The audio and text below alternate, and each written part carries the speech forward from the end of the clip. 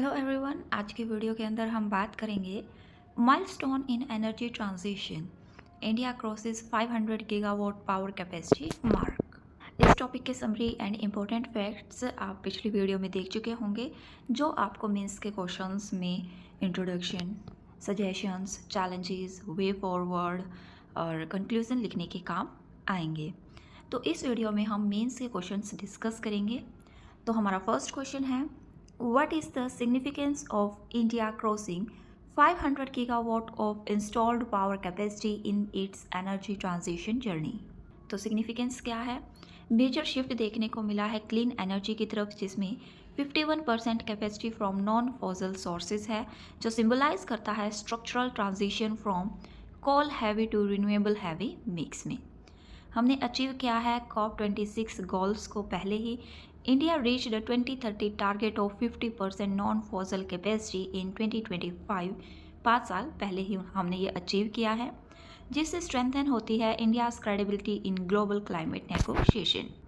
Global renewable leadership, इससे third हम जो है सोलर में है, फोर्थ विंड में है and fourth in overall renewable energy capacity पूरे ग्लोब में, जो एनहांस करता है इंडिया के रोल को in global clean energy supply chains में। Improved energy resilience, first time हुआ है कि 50% इलेक्ट्रिसिटी का सोर्स ग्रीन सोर्स है एक दिन में, और जो रिड्यूस करता है dependence on coal imports and oil price volatility. Social and economic implications की बात करें तो इससे बूस्ट होती है green jobs and manufacturing, support करता है ये long term sustainable development goals को। अगला question, examine the composition of India's 500 gigawatt power capacity and its implications for sustainable development. तो हमें जो है कंपोजिशन की बात करनी है 500.89 गीगावाट कैपेसिटी की, जिसमें नॉन फॉसिल से आती है 256.9 गीगावाट, जो कि अप्रॉक्सीमेटली 51% है, जिसमें से सोलर से है 127.33 गीगावाट, विंड से है 53.12 गीगावाट, हाइड्रो से 30.29 गीगावाट, न्यूक्लियर से 45.25 गीगावाट एंड फॉसिल फ्यूल से आती है 244.80 गीगावाट, जो की है 49%।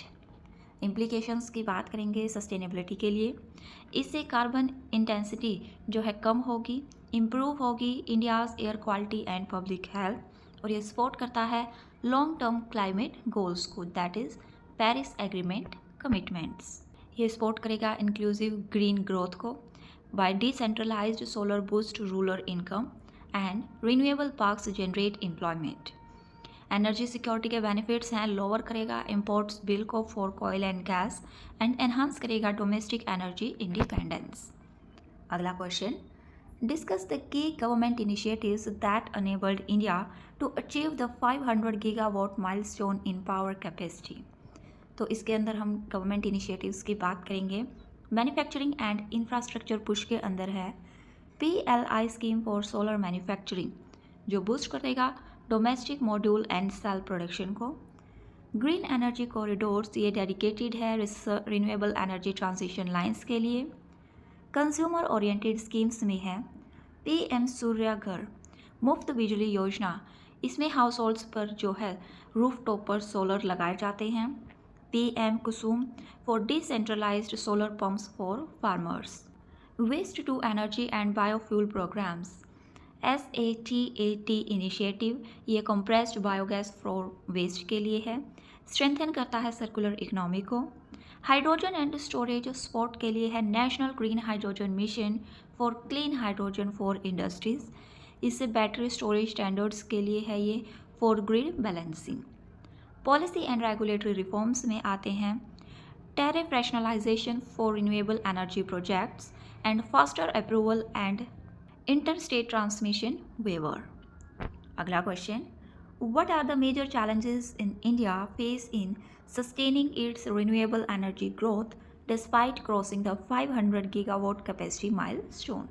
इसके अंदर हम बात करेंगे intermittency of renewables by solar and wind availability fluctuations, require strong battery storage system. Grid integration issues में आते हैं balancing supply demand is difficult, need for smart grid, flexible thermal backup. Distribution sector में inefficiency है by high AT&C losses in many states, weak DISCOM finance delay renewable energy payments. Land and environmental challenges के अंदर land acquisition for solar and wind parks and conflicts with local ecology, that is desert birds, forest, and technology and cost barriers के अंदर है limited domestic manufacturing for storage and advanced investors and dependence on import, especially from China. Next question. Evaluate the global significance of India's achievement of 500 gigawatt power capacity. इसके अंदर हम बात करेंगे global significance की। Strengthen global climate action by India prove करता है large developing economies को can fast track energy transition. ये इंस्पायर करता है emerging economies to adopt renewable energy at scale. ये कंट्रीब्यूट करेगा ग्लोबल सप्लाई चेन्स में by boost India's role as a solar and green hydrogen hub and reduce western dependence on China. साथ में ये attract करता है फॉरेन इन्वेस्टमेंट्स को bye large market for global renewable energy companies and encourages green finance and carbon markets. Support करेगा global net zero pathways को and India become a critical pillar in global decarbonization. Enhance करेगा साथ में partnership with EU, US, Japan on clean tech. अगला question. How does the growth of solar, wind, hydro and biomass sectors contribute to India's long-term energy security? इसके अंदर सबसे पहले solar energy की बात करेंगे। ये प्रोवाइड करता है abundant scalable domestic resources, reduce करता है पीक डिमांड प्रेशर को। विंड एनर्जी में ये कॉम्प्लीमेंट है solar by generating at nights and coastal state benefits from high wind potential. Hydro power में ये प्रोवाइड करता है स्टोरेज प्लस पीकिंग पावर को और हेल्प करता है stabilise the grid. Biomass and waste to energy ये सपोर्ट करेगा rural economic and waste management में एंड रिड्यूस करेगा fossil fuel dependence in agriculture and transport. Combined impact की बात करें तो इससे डाइवर्सिफाई होती है इंडिया की energy basket and shields India from global energy price shocks. Analyse the role of green energy corridors and storage system in supporting India's transition to a 500 plus gigawatt power system. सबसे पहले हम green energy corridor के role की बात करेंगे। ये dedicated transmission line है for integrating large scale solar and wind parks, reduce करती है कर्टेलमेंट को of renewable energy due to grid congestion, enable करेगी long term distance transfer from RE rich states जैसे Rajasthan, Gujarat, Tamil Nadu to demand centres, support करेगी interstate green power exchange and lowering energy cost को। अगला है role of energy storage system, ensure करेगा ये grid stability by storing excess solar power during the day, provide peak hours energy by reducing load shedding, support करेगा integration of intermittent sources like wind and solar, help करेगा maintain करने में frequency stability and avoid blackout. फिर इसके impacts की बात करेंगे energy transition के। ये बनाएगा इंडिया को renewable grid more reliable, support करेगा national target of 500 gigawatt non fossil fuel capacity by 2030 and reduce करेगा dependence on coal based peak power. अगला question, discuss how distribution sector weakness can affect India's ability to sustain renewable energy growth beyond 500 gigawatt. तो इसके अंदर हम बात करेंगे financial problems of DISCOMs। ये high AT&C loss को कम करेगा रेवेन्यू में, delay in payment to renewable developer discourage investments. Operational challenges में आउटडेटेड इंफ्रास्ट्रक्चर है जो अनेबल करता है हैंडल वेरिएबल रिन्यूएबल पावर्स को, poor demand forecasting leads to curtailment of solar and wind. Policy and regulatory barriers के अंदर आते हैं frequent tariff revision create investor uncertainty, कुछ स्टेट में इम्पोज होती है restrictions on open access and net metering. Renewable expansion के impacts क्या हैं? RA developers face financial risk, लो ग्रिड मॉडर्नाइजेशन स्लो करती है integration of new plants and undermines India's global credibility in clean energy market. फिर हम next question की बात करेंगे। Evaluate the contribution of flagship government schemes in promoting renewable energy growth leading to India's 500 gigawatt achievements. तो इसके अंदर आते हैं सप्लाई साइड इंटरवेंशंस में PLI scheme solar manufacturing boost करती है डोमेस्टिक मॉड्यूल सेल मैन्युफैक्चरिंग को। Ultra mega solar park scheme ये प्रोवाइड करती है लैंड प्लस इंफ्रास्ट्रक्चर। फिर है डिमांड साइड इंटरवेंशंस में है PM सूर्य ग्रह और Muft Bijli Yojana for household solar uptake, PM Kusum for solar pump and solarisation for farmers.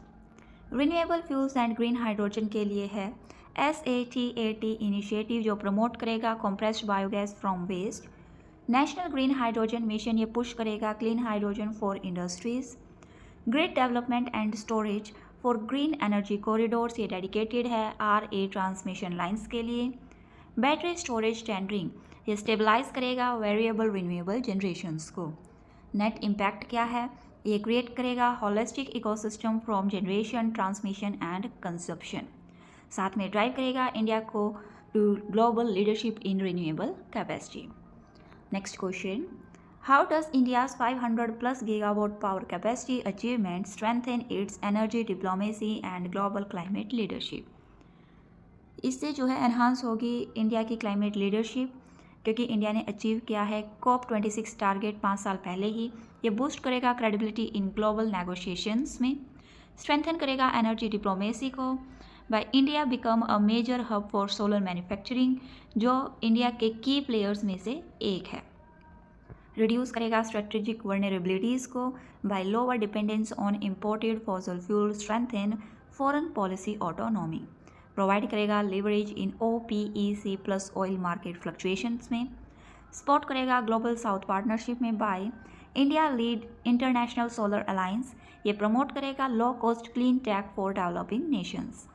Build करेगा जियो इकोनॉमिक इन्फ्लुएंस को by attract global investment in green energy and positions India as a clean tech hub of 21st century. फिर हम कुछ prelims के MCQs discuss करेंगे इस topic के। First, consider the following component of India's power capacity 2025: solar, wind, hydro, nuclear. Which of the above are included in non-fossil fuel capacity?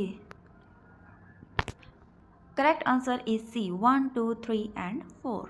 Next, India recently crossed 500 gigawatt power capacity. Which statement is correct? Options are A, more than 60% comes from coal, B, more than 50% comes from non-fossil sources, nuclear energy contributes the largest share, and India missed its COP26 target for 2030. Correct answer is B. More than 50% comes from non-fossil sources. Next, which of the following scheme is not related to renewable energy? Options are A, PM Kusum, B, SATAT, C, Ujala, and D, PM Surya Grah. Correct answer is Ujala, क्योंकि LED bulb distribution के लिए है। Next, green energy corridors primarily aims to. Options are A, reduce dependence on nuclear reactor, ये enable करेगा transmission on renewable energy में। Build करेगा smart city powered only by solar and electrify all railway routes. Correct answer is B, enable transmission of renewable energy. Next, India ranked globally as per renewable energy capacity 2025. Options are A, first in solar, second in wind, third in solar, and fifth in total renewable capacity. Correct answer is C, third in solar. Next, आज की video में बस इतना ही। Please like, share and subscribe my channel for more useful videos. Thank you.